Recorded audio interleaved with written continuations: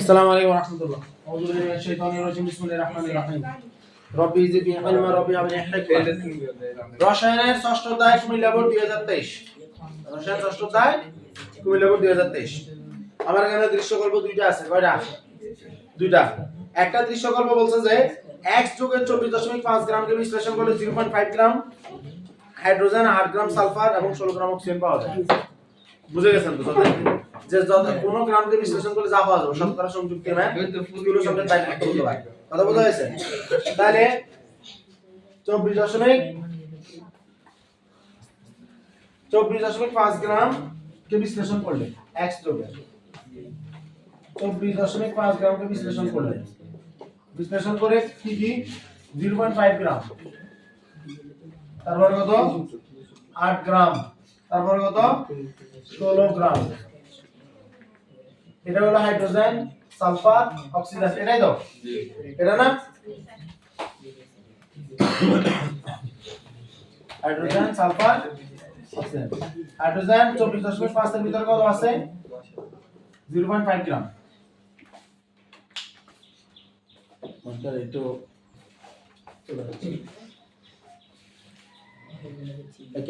একটা মাত্রা আমাদের সেটে চলে যাচ্ছে।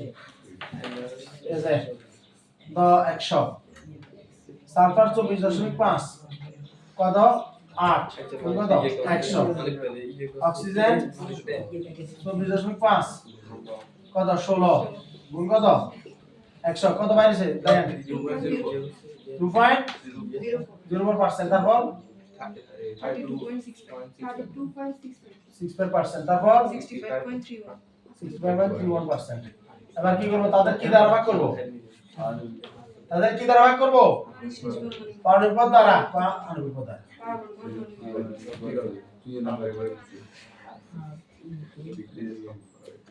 সালফার কত 16,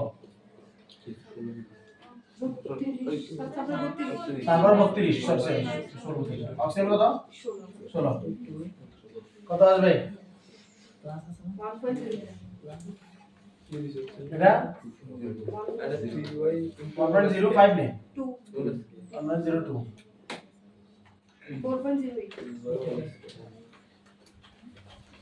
এবার 1.0 দ্বারা সবাইকে ভাগ না, ছোট দ্বারা সবাইকে ভাগ। তাহলে এটা দেবো আমরা 2 1 4। তাহলে কি বেশি এখন এটা এখন কি সংকেত? এটা কি সংকেত? এটা কি সংকেত পাবো এখন? স্থূল সংকেত। কি সংকেত?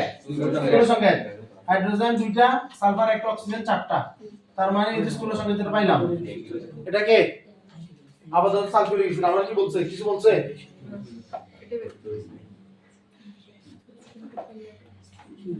আমার কিছু বলছে? এটা আমার তো কোন আণবিক সংকেত দেয় না, স্থূল সংকেত বলছে। তাইলে আমার 98 হলে দেখাই দিতাম আর কি। আণবিক পদ দিলে দেখাই দিতাম, তাই না? তার মানে এটা স্থূল সংকেত। এরপর কি বলছে দেখেন, ক্যালসিয়াম হাইড্রোক্সাইড। আমরা মনে হচ্ছে করছি আসছে মনে হচ্ছে।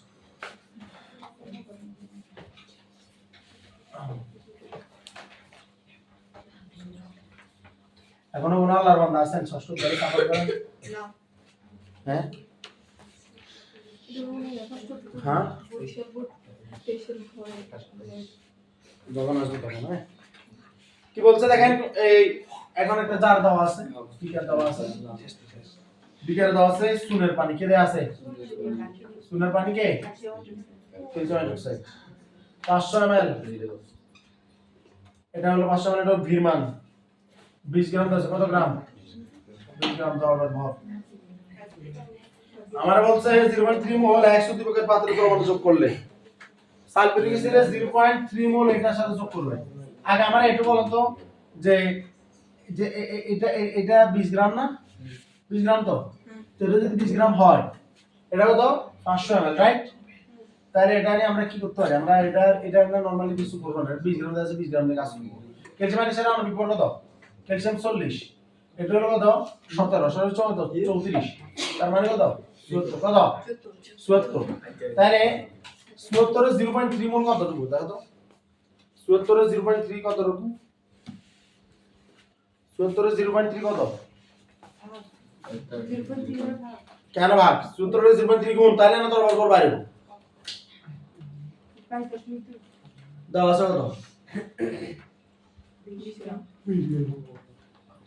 দরকার 22.20 গ্রাম তাহলে কম দিছে না কম দিছে তো দেখা যাচ্ছে ক্যালসিয়াম হাইড্রোক্সাইড মিলিং বিক্রি দেখা যাচ্ছে না তারপর অঙ্ক করে দেখ হ্যাঁ কেন দেখা ক্যালসিয়াম হাইড্রোক্সাইড বিক্রিয়া করতেছে কার সাথে সালফার সাথে বিক্রিয়া করে কি উৎপন্ন হবে এসিড ক্ষার বিক্রিয়া তাহলে কি উৎপন্ন হবে লবণ পানি কোন সমাধান দরকার আছে করবি কি করি এটা 0.3 মোল তাহলে 98 0.3 কত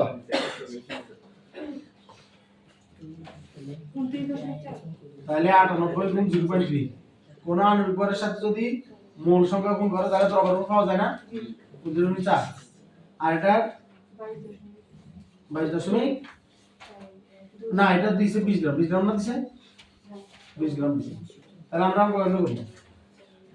অঙ্ক করব এভাবে 98 গ্রাম সালফিউরিক অ্যাসিডের জন্য প্রয়োজন 29.4 গ্রাম কি আছে সরি এই 74 গ্রাম সালফিউরিক অ্যাসিড 74 গ্রাম ক্যালসিয়াম হাইড্রোক্সাইড 1 গ্রামের জন্য দরকার 74 ভাগ কত 98 সুতরাং কত 20 গ্রামের জন্য দরকার সরি 20 গ্রাম এটা কত হলো 29.4 তো 4 গ্রামের জন্য দরকার 74 ডিভাইড গুণ 29.4 ডিভাইড কত 98 তাহলে কত আসবে 22.2 গ্রাম কিন্তু আমাকে দিছে 20 গ্রাম তাহলে আরো কত 2 গ্রাম কম দিছে না অর্থাৎ বিক্রিয়ায় দ্রবণ যোগ করলে কোনটি লিমিটিং বিক্রিয়ক হবে না ঠিক আছে না বুঝতে পারছেন করা ক্লিয়ার পারা যাবে ইনশাআল্লাহ ইনশাআল্লাহ